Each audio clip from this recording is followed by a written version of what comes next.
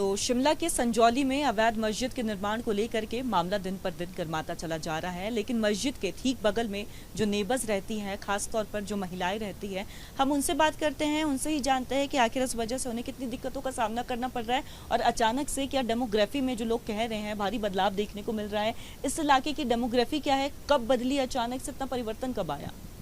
Actually ma'am ये जो मस्जिद है, पहले ये मस्जिद नहीं थी, एक छोटा सा कमरा था, उसके साथ में एक मोहम्मदन फैमिली रहती थी और साथ में ही मौलवी जो मौलाना होते थे उनका घर था, उनकी फैमिली रहती थी।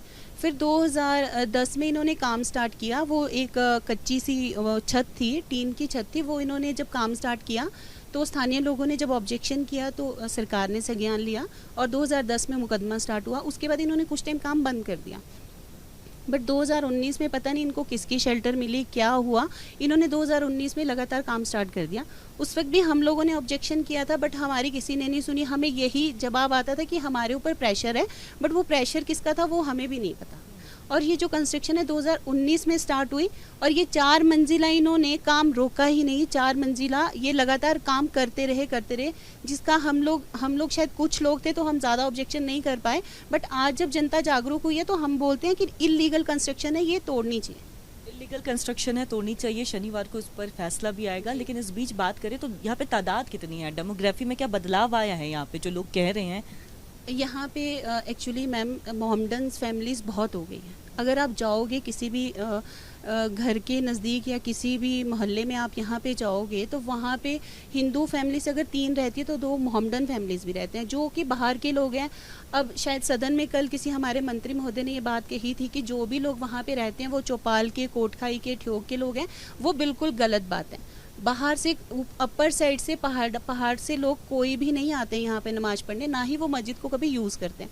जो भी लोग आते हैं वो यूपी, मुरादाबाद, दिल्ली, गाजियाबाद, हमें नहीं पता कहाँ कहाँ से आ रहे हैं वो लोग। मतलब इन इलाके के लोग आप ये कह रहे हैं कि बस गए हैं यहाँ पे आकर के, तादाद बढ़ गई है। ये तादाद कितनी बढ़ी और कब बढ़ी है? ये मैम ये तादाद हमारे को इतना अभी काउंटिंग में नहीं बोल सकते कि कितनी बनी है, कितनी नहीं बनी है। लगभग बहुत ज़्यादा है, जिसको हम काउंट भी नहीं कर सकते। 2 से 3 हज़ार लोग तो यहाँ पे आप शुक्रवार को ही देखोगे, और अगर आप डेली रूटीन में आओगे तो 5 टाइम की नमाज पढ़ने यहाँ से 400 से 500 मुसलमान लोग आते हैं जो बाहर के हैं। कोई भी अपर कोटखाई ठियोग से नहीं है। हर रोज का है। जुमे की नमाज में तो यहाँ पे रास्ता ब्लॉक हो जाता है, जो लोग बता रहे हैं, लेकिन इसके साथ ही रोज जो है रोजाना 5 टाइम का नमाज होता है, तो यहाँ पे 4 से 500 लोग इकट्ठा होते हैं। और थोड़ी दिक्कत हमें यहाँ पे ये भी है कि जब ये लोग नमाज पढ़ने आते हैं तो इनकी आंखें ऊपर ही रहती हैं। हम लोग बाहर खड़े नहीं हो सकते, हम लोग यहाँ चल नहीं सकते। और कई बार तो यहाँ पे जब ये लोग नमाज पढ़ते हैं, अगर आपने मस्जिद कैप्चर की होगी तो उसके सामने में 2 मस्जिद के टॉयलेट बना रखे हैं, जिनका ये दरवाज़ा खुला रख के वजू करते हैं और ये टॉयलेट करते हैं, बाथरूम करते हैं, तो वो तब भी ये अपना दरवाज़ा बंद नहीं करते, जिसके लिए हम मौलवी को ऑब्जेक्शन करते हैं कि मौलवी साहब कम से कम आप इनको बोलो कि दरवाज़ा बंद करके बैठे। हम नहीं बोलते, हम धर्म के खिलाफ नहीं हैं, हम किसी भी पर्टिकुलर धर्म के खिलाफ नहीं हैं, हम सभी धर्मों को मानते हैं। बट ये लोग जो यहाँ पे करते हैं, दरवाज़ा खुला होकर वजू करते हैं, इनकी आंखें ऊपर रहती है, जो ऊपर छाबड़े वाले सारे बैठते हैं, ये लोग यहाँ पे इवन फ्लैश यूज़ करने, अगर इनको दिन में टॉयलेट जाना है बिना नमाज के भी ये यहीं आते हैं। और ये लोग ऊपर ताका झाकी करते हैं। वो जो वेंडर भी होंगे, लेकिन उन्हें वॉशरूम यूज करना है तो यहाँ आते हैं, गेट खुला रखते हैं। तो एक क्या कोई कमेंट भी कभी पास करते हैं? जी मैम, ऊपर देखते हैं, जब हम इनको बोलते हैं तो ये बोलते हैं आंखें हमारी है, तुम्हें क्या प्रॉब्लम है। ये लोग हमें ये रिवर्ट में जवाब देते हैं और कई बार तो हमारी इनसे हाथापाई भी हुई है, जो कि शायद आज तक हमने इनकी कई बार कंप्लेंट्स की है। शायद वही चीज़ मैं दोबारा रिपीट करूंगी कि हम लोग शायद कुछ तादाद में, तब हमारी सुनवाई नहीं होती, और जब हम इनको ऑब्जेक्शन करते हैं तो ये हमें ये बोलते हैं कि ये वक्फ बोर्ड की जगह है, वक्फ बोर्ड ही यहाँ का मालिक और तुम्हारा मालिक भी वक्फ बोर्ड है। ये हमें धमकी देते हैं कि हम तुम्हारा मालिक भी वक्फ बोर्ड है। ये क्या तरीका हुआ? ये क्या स्टेटमेंट? ये बोलते हैं कि इस पूरी बिल्डिंग का जितनी भी यहाँ से वहाँ तक जगह है, ये सारी वक्फ की है। तो ये हमें ये धमकियां देते हैं यहाँ पे कि वक़्फ़ जहाँ चाहे वक़्फ़ वहाँ हाथ रख सकता है, वक़्फ़ की प्रॉपर्टी हो जाएगी वो। ये लोग ये बोलते हैं।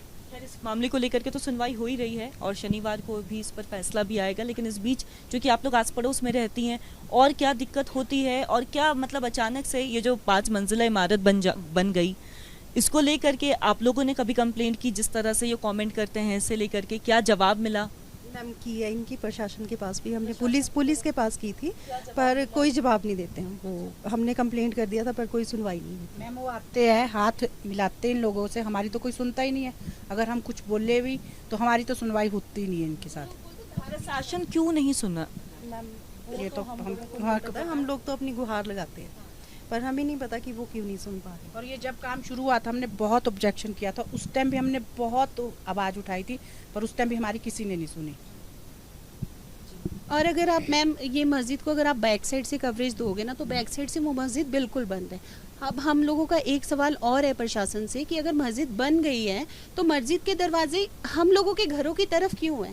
क्यों मस्जिद में कैमरा अलाउड किया जाता है? जब हमने कैमरे की कंप्लेंट की तो हमें पुलिस प्रशासन बोलती है कि ये सरकार की नोटिफिकेशन है। क्या सरकार ने ऐसा कहा है कि आप किसी के भी घर की तरफ कैमरा लगा दें अगर वो धार्मिक स्थल है? अब आप एक उदाहरण यही देखिए ना मैम, हमारे यहाँ पे एक चिल्ड्रन पार्क है, वहाँ पे एक स्टडी सेंटर बन रहा था जो कम से कम 40 से 50 लाख की लागत उस पर लग चुकी थी, जिसको रातों रात तोड़ा गया ये बोल के कि इलीगल है, जबकि वो तो पब्लिक इंटरेस्ट में बन रहा था। वो तो सभी पब्लिक ने यूज़ करना था, ऐसा नहीं था कि मुस्लिम यूज़ कर रहे हैं उसको या ईसाई यूज़ कर रहे हैं या हिंदू यूज़ कर रहे हैं, तो उसको तोड़ा गया, तो इसको क्यों नहीं तोड़ा गया? आज तक क्या डिपार्टमेंट को, एमसी डिपार्टमेंट को ये नहीं पता चला कि ये धार्मिक स्थल है, वो किसी ट्रस्ट के अंडर आता है? तो ये बोलना तो वो अपना पलड़ा झाड़ रहे कि उन्हें पता ही नहीं था कि पार्टी कौन है, तो ये गलत। आप एक महिला हैं, किस तरह की धमकियां इन्होंने आपको कभी, जैसा आप बता रहे पाँच समय की नमाज में जो है, नमाज के लिए ये आ जाते हैं, एकजुट हो जाते हैं और करीब 400 से 500 की तादाद में एवरीडे इनका हुजूम लगता है। एक महिला होने के नाते कितना अनसेफ फील करती हैं, जैसा ये बता रही है कि गवर्नमेंट पास करते हैं? मैम हम तो बहुत ज़्यादा अनसेफ फील करते हैं। हमारे को घर के अंदर रहना पड़ता है जिस टाइम ये नमाज़ पढ़ने के लिए यहाँ पे आते हैं, और हमारे को अपने पर्दे भी लगा के रखने पड़ते हैं घरों के। हम मेरी एक बड़ी सिस्टर है, वो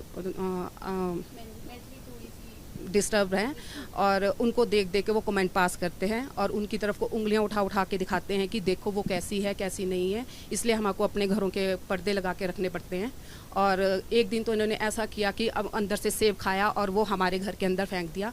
जब हमने बोला तो हम बोल रहे हैं कि ये हमारी यहाँ की प्रॉपर्टी है तो हम कुछ भी कर सकते हैं। और साथ ही साथ जब भी हम उनको बोलते हैं तुम यहाँ अंदर क्या देख रहे हो, हमारी आंखें, हम जो मर्जी करें, तुम कौन होते हो हमें रोकने वाले। इसी चलते हमारी कई बार वहाँ उनके साथ बहस भी हुई है। हम नीचे मस्जिद के पास भी जाके आए हैं। हमने उनको कई बार बोला है कि अपने जहाँ तक हो सकता है कि अपने बंदों को आप रोको कि नमाज़ पढ़ने आए हैं तो नमाज़ पढ़ो, लेकिन हमारे घरों के अंदर मत झांको। और इन्होंने एक यहाँ पे सीसी कैमरा भी लगा रखा था, वो हमारे घर के अंदर ही था। और जब हमने बोला उनको कि निकाल दो उस कैमरे को, तो उन्होंने मना कर दिया कि अभी नहीं निकलेगा, ये हमारी सुरक्षा के लिए लगाया गया है, देखने के लिए कि कौन यहाँ पे क्या कर रहा है। तो हमने जब बोला कि यहाँ पे मत लगाओ, हमारे घरों के अंदर क्यों लगाया है, तो हमने पुलिस में भी कंप्लेंट करी थी। तो उन्होंने आके देखा तो वो बोल रहे हैं कि वो तो उन्होंने अपने अंदर की साइड लगा रखे हैं, जबकि उन्होंने वो उनके पुलिस के आने से पहले ही घुमा दिए थे।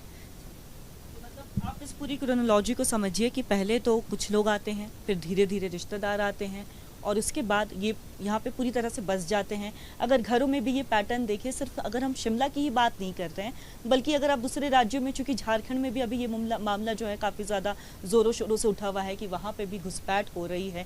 तो पहले टीन का घर होता है, धीरे धीरे टीन का घर जो है महल बन जाता है। जैसे कि अभी आपको मस्जिद को लेकर के ही लोगों ने बताया कि पहले एक कमरे का मस्जिद होता है, लेकिन धीरे धीरे ये 5 मंजिला इमारत बनती चली जाती है। और साथ ही साथ अब लोग जो हैं, खासतौर पर जो विशेष समुदाय के लोग हैं जिनका यहाँ पे अब दबदबा काफ़ी ज़्यादा देखने को मिल रहा है, वो लोगों से कह रहे हैं कि ये उनकी ज़मीन है, ये वक्फ बोर्ड की ज़मीन है। और उन लोगों से कह रहे हैं जो पिछले 60 सालों से, पिछले 100 सालों से जो यहाँ पे रह रहे हैं, जहाँ के स्थानीय लोग हैं। महिलाओं में काफ़ी ज़्यादा डर भी है। कहना है इनका कि कई बार प्रशासन को गुहार लगा चुकी है, लेकिन प्रशासन की तरफ से कोई भी सुनवाई नहीं हो रही है। मदरसा बनाने की कोशिश में थे तो हम लोगों ने ऑब्जेक्शन उठाया कि मदरसा यहाँ पर नहीं बनाया जाए, तो हमें उस पर भी कोई सुनवाई नहीं हुई।